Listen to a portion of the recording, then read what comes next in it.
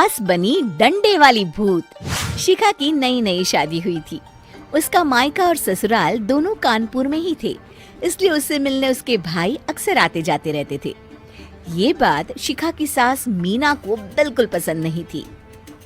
Mummy जी, आज राहुल भैया आ रहे हैं। कौन, तेरे चाचा का लड़का? जी मम्मी जी। अरे पर वो तो दिल्ली में रहता है ना? हाँ मम्मी जी, उन्हें कल सुबह दिल्ली के लिए निकलना है, तो वो आज मुझसे मिलते हुए कल सुबह यहीं से निकल जाएंगे। हमने तो धर्मशाला खोल रखी है ना। कुछ कहा क्या मम्मी जी? मैंने कहा हाँ, आने दे तेरे भैया को, जमकर खातिरदारी करेंगे। अब तो कुछ करना ही पड़ेगा, इससे पहले कि मेरा घर धर्मशाला बन जाए। ये कैसी बातें कर रही हो मीना? सच ही तो कह रही हूँ।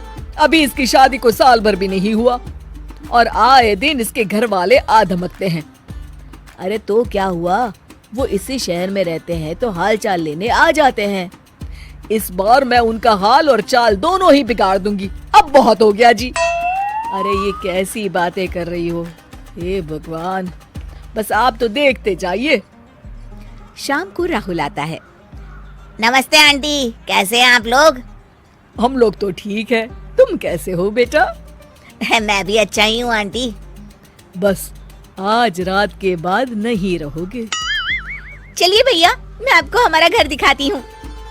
रात में खाने के टेबल पर शिखा, रोहित कहीं दिखाई नहीं दे रहा। जी भैया, वो ऑफिस के काम से बाहर गए हैं, कल शाम तक आएंगे। अच्छा अच्छा। बेटा, क्या तुम भूत प्रेत में मानते हो? नहीं नहीं आंटी जी, पर अचानक आपको ये ख्याल कहाँ से आ गया?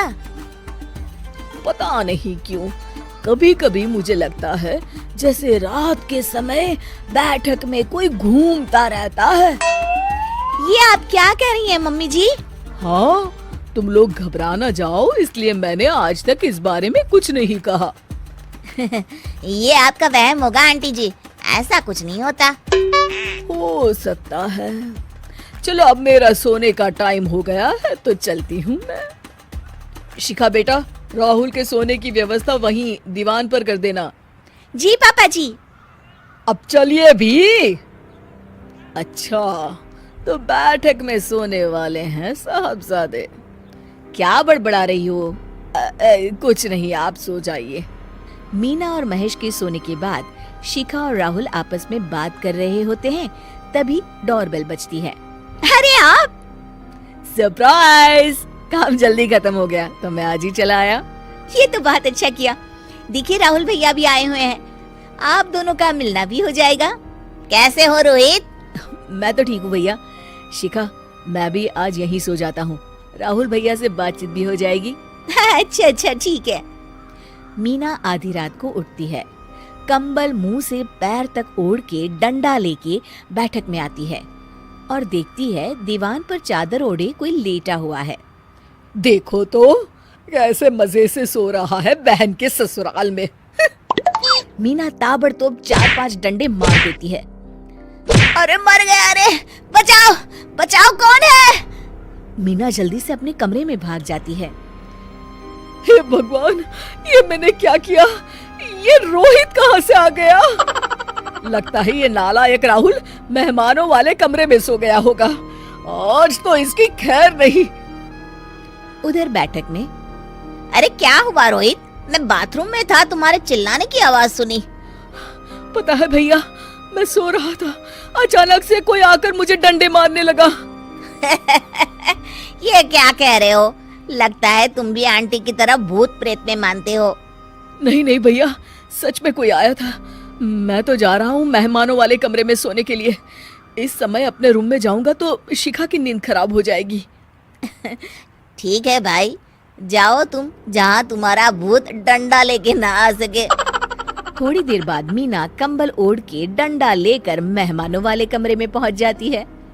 वो बिस्तर पर सोए रोहित को फिर डंडों से मारने लगती है। अरे मर गया, अरे मर गया।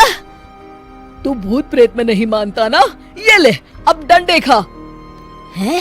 ये तो माँ की आवाज है। रोहित कंबल खींच देता है।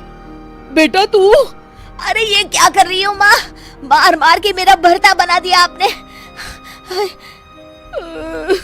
माफ कर दे मेरे लाल, मैंने तो तुझे ही मार मार के लाल कर दिया। मैं तो उस राहुल के बच्चे को सबक सिखाना चाहती थी। राहुल भैया को? हाँ बेटा, मुझे लगा अगर उसे डंडे मारूंगी तो शिखा के मायके वाले यहाँ आना छोड़ देंगे। हे भगवान, माँ ये घर शिखा का भी है, उसके घर वाले जब चाहे आ सकते हैं। हाँ बेटा, आज मुझे भगवान का इशारा समझ में आ गया। मैं कितना गलत करने चली थी और अपने ही बेटे को चोट पहुंचा दी। अब चुपचाप जाके सो जाओ माँ, और किसी को कुछ बताने की जरूरत भी नहीं है। शिक्षा दूसरों का बुरा चाहने वालों के साथ भी बुरा ही होता है।